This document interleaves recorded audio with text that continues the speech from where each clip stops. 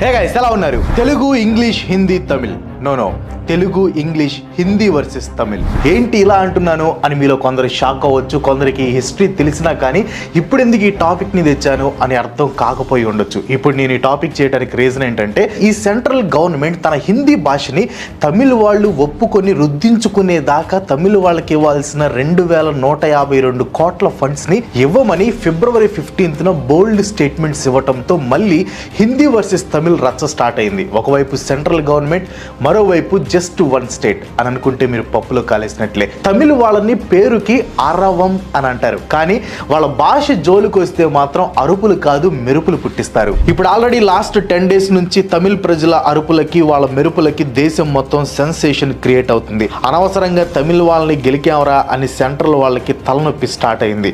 CM Stalin funds ఇవ్వకుంటే మామూలుగా ఉండదు అని అంటుంటే, deputy CM Udhayanidhi Stalin language వారికి రెడీ అంటే రెండు చూసుకుందాం అని అంటున్నాడు. ప్రజలేమో స్టాప్ హిందీ ఇంపోజిషన్ అని ముగ్గులు, పోస్టర్లు అంటిస్తూ మా తమిళ భాష జోలికి వస్తే తాట తీస్తామంటూ లాస్ట్ 10 days నుంచి ధర్నాలు చేస్తున్నారు. అసలు ఇన్నాళ్ళు కొంచెం ప్రశాంతంగా ఉన్న ఈ హిందీ తమిళ్ యుద్ధం మళ్ళీ ఎందుకు స్టార్ట్ అయింది? ఎవరు మొదట బాణం వేశారు? దానికి రియాక్షన్ గా అటువైపు నుంచి ఎన్ని బాణాలు దూసుకు వస్తాయి?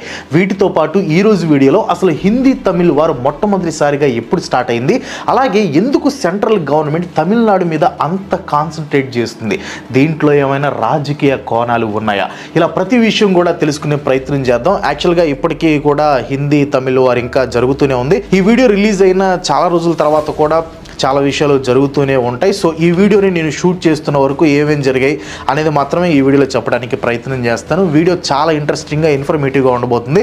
స్కిప్ చేయకుండా లాస్ట్ వరకు చూడండి. ఆంధ్ర, తెలంగాణ తెలుగు, కర్ణాటక కన్నడ, తమిళనాడు తమిళ్, కేరళ మలయాళం, ఇది అందరికీ తెలుసు. బట్ నార్త్ ఇండియా స్టేట్స్ విషయానికి వస్తే సబ్ కాన్షియస్గా ఆల్మోస్ట్ ఎవ్రీ స్టేట్ని కూడా మనం హిందీ స్టేట్ అనే అనేసుకుంటాం. బట్ గుజరాత్కి గుజరాతీ ఉందని, బీహార్కి భోజ్పురి ఉందని, మహారాష్ట్రకి మరాఠీ ఉందని కొన్ని సెకండ్స్ ఆలోచిస్తే కానీ మైండ్లోకి రాదు. దీనికి రీజన్ ఆయా స్టేట్స్లో హిందీ విపరీతంగా స్ప్రెడ్ అవటమే.